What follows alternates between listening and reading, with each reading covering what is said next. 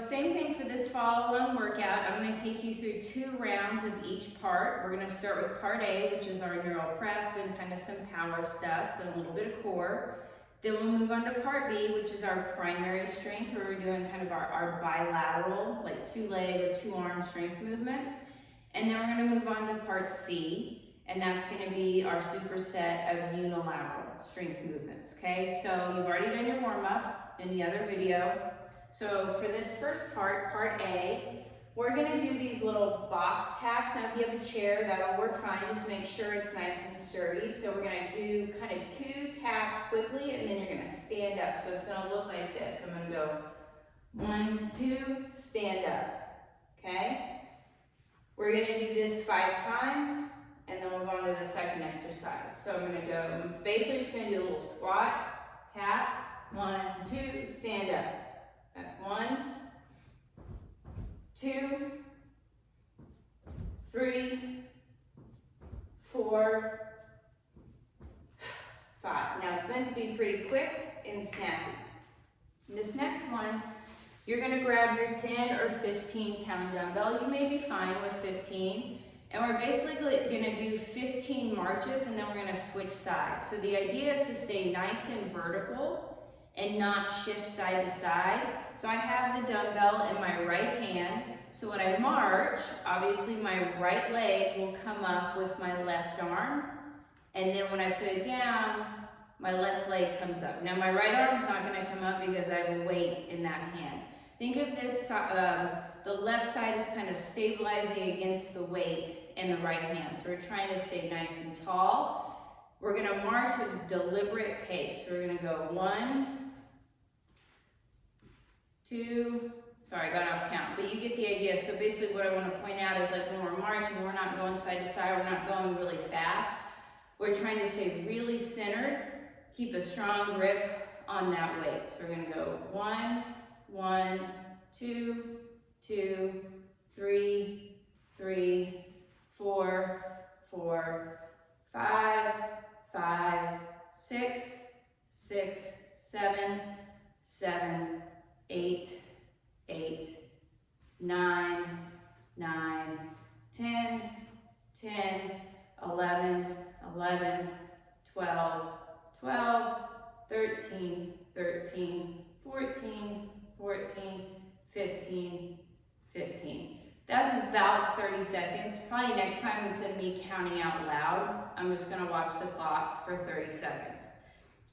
So now switch to your left hand. Same thing. When my left leg comes up to march, my right hand's going to come up. Okay, so we're going to go for 30 seconds. Nice, deliberate, trying not to move side to side, staying really centered over each foot as you march. And I'll even do it like a side view. I'm not dipping my hips. I'm staying really tall, like someone has a string on top of my head, and they're pulling it to the ceiling. You got about 5 seconds, and relax. You can set your weight down. So this one is going to be what I call a retro toe touch. So when I set up with my feet, both my toes are going to be pointed straight ahead. In this case, I've got my right foot back. Now my right toes are in line with my left heel. I have soft knees. As I go back, I'm going to take my left hand like I'm reaching for the top of my right foot. When I'm in this position, I want to feel quite a bit of pressure on the inside of my right foot, so I'm not falling outside of my right foot. So we're going to go down, and you're kind of reaching into the hip and reaching for the top of that foot. We'll just feel a little stretch back here. We're going to do 5 each side. Inhale, exhale. Inhale, exhale. And we're not just going down, flexing the back. We're hinging in the hip. So it's 3, 4, 5. And we're going to switch sides. So now I have my left foot back, my right foot slightly forward. So my feet are about hip width apart, toes pointed straight ahead. Left toe in line with that right heel, weight on the inside of my left foot, and I'm gonna reach for the top of that left foot with my right hand, reaching into the hip for 1, 2, my chest is tall, 3, 4, 5, yeah, just 5. So now we're gonna go through one more round. So we're gonna go back to your chair, your box. I'm gonna do the quick taps and stand up quick. We're gonna do 5. So 1, 2, 3, 4, 5. Now we're gonna do our 30 seconds of marching each side. So here we go. Staying nice and tall, deliberate with the march. We're not necessarily going fast. Trying to stay really centered. So as each foot hits the ground, I'm driving through the ground, staying tall. There's no dip or bending in my knees. Okay, got about 5 seconds. I'm going to switch sides.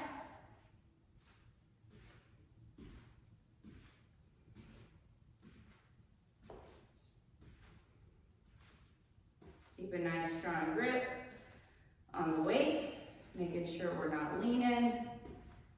Stand nice and tall. And feel free, you don't have to match my pace. You can go a little bit slower if you need to. And relax. All right, so back to that staggered stance toe touch. Left foot forward, right foot back, both toes pointed straight ahead. Right toe in line with the left heel, soft knees, reaching into the hip for 1, 2, 3, 4, 5. Go and switch sides. 1, 2, 3, 4, and 5. Okay, so now we're going to move on to part B. We're going to be working on our hinge. Now I would probably start with the 5 pounds, go light, and then you can increase the weight because I don't want you to feel this one a whole lot in the back. We're looking to feel it kind of back here in the hips and in the hamstrings. But it's a skill, learning how to hinge with the hips is a skill that you want to take your time with. As you get better, we'll load it a little bit heavier. So you're going to grab your 2 dumbbells. Again, I'd start with the 5. Now I'm going to give you a couple cues that are pretty important. I want to imagine, so first let's start with the setup. My feet are going to be like about hip width apart, not too wide. So I'm going to show you from all different angles. I have these weights here at my side. I want to imagine like I've got a troll under each armpit. And when I hinge down, reaching into my hips, I don't want to lose the trolls. I want to squeeze it and I want to imagine troll blood coming down my side. So as I hinge, that's me keeping the trolls. If I lose the trolls, it looks like that. So the weights are at my side, soft knees, and we're going to hinge into the hips. So when my hips are done, I'm done. Okay, that means when they're done reaching back, when my hips are done reaching back, I am done. I am not going to keep going into my back. So it's almost like if I was to chop at my hips right here, I should be able to pinch my hands. And then I come back up. So it's an inhale, reach back, push the floor away, and drive up through the feet, okay? And it's almost like I'm trying to touch my butt to the wall behind me, okay? So we're gonna do 8 of them. Strong grip, soft knees. We're gonna start by reaching with our hips, nice tall chest, push the floor away, stand up for 1, 2, 3, 4, 5, 6, 7, and 8. Now you can see that I've got this band right here in the door, and I've kind of attached it so it's like chest height. So pause the video if you need to take a second and set your band up. But we're gonna go underneath the arms, and I'm gonna put one leg forward. I don't care what foot you put forward. We're not gonna do both sides, just to anchor me. So basically I have my right foot forward, my left foot behind me, because I'm gonna do this band press. So I wanna make sure that it's not so heavy that when I press it, I'm moving all around. I wanna really set up in a nice stable position. My arms barely pass my side as the band comes back. So we're gonna inhale to start, and then exhale as you press. You wanna make sure that you get a full reach as you press. So inhale, exhale for 1, 2, 3, 4, 5, 6, 7, and 8. All right, so I'm gonna show you one more round. We're gonna go back to this hinge. Now this hinge may be a good thing if you wanna video yourself and send me a video of you doing it. Just make sure your form is okay, because this one is definitely a skill that we build over time. I mean, all these strength moves are, but the hinge can be tough for some people. So feet, they're just about hip width apart, right? And then we're gonna hinge back into the hips, keeping a tall chest. For 1, kill the trolls. 2, 3, 4, 5, 6, 7, and 8. Okay, so now I go back to the band press. I like to put it under my arms so the band's not riding up on my arms, so you can do it whatever works. Feel free to put the same foot forward or switch. Remember, we're only doing one set with whatever leg you pick. So inhale to start, whoops, exhale as you press. So it's inhale, exhale for 2, 3, 4, 5, 6, 7, and 8. All right, so now that was part B. Remember, you can go 2, 3 rounds. As you get further into the training program, you can even do 4 rounds. Okay, so now we're going to move on to part C. You can do anywhere from 2 to 3 rounds of part C. So the first one we're going to do is a split squat. Now, I don't have a chair, but if you don't feel comfortable with this one, find something to hold on to that's sturdy. A lot of times the back of a chair works really well. And we're going to set up in this split stance here. So if I was to come down, my ear, shoulder, hip, and knee are all in one line.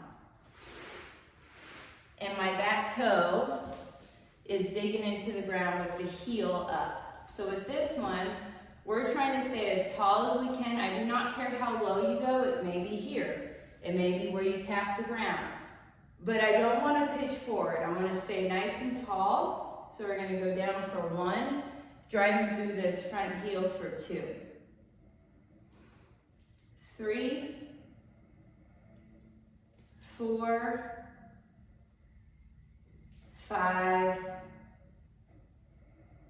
6, we're going to go for 8, 7, and 8. Okay, then we're going to switch sides. So now I'm going to put my right foot forward, left foot back. So my left heel is up, left toes digging into the ground. Remember, when we go down, we want to stay as vertical as we can, not pitching forward. So 1, 2, and see how my front right heel stays on the ground? It's not coming off the ground. I'm really driving through it. For 3, 4, 5, 6,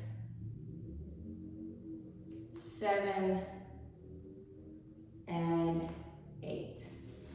All right, so the second exercise is going to be a bent over row. So I'm going to grab my dumbbell. I bet you could do 10 pounds on this one. I'm going to use like a couch or an ottoman, basically something to put my knee on there. My left hand is here on the bench to keep my chest tall. I'm going to take this weight, and when I row it, I'm going to come up to the camera and show you kind of. So we'll just imagine my left knee is on a bench. When I row this dumbbell, I want to think about wrist and elbow in line here, and it's almost like I'm rowing into my hip pocket because we're not doing this. Okay, so see how the wrist is ahead of the elbow? It almost makes this arc as we row. And you should feel a little bit of lat there. So if my left knee here is on the bench, I'm going to set up in this position. Right foot can be out, it can be back, whatever gives you space for your row. Inhale, exhale. Okay, we're going to do 8. 1, 2, and my arm just barely passes my side. We're not going way up. 3, 4, 5, 6, 7, and 8. Now I'm going to do the other side. You won't be able to see me. But I'm set up here. Same thing, making that arc. Elbow in the hip pocket for 1, 2, 3, 4, 5, 6, 7, and 8.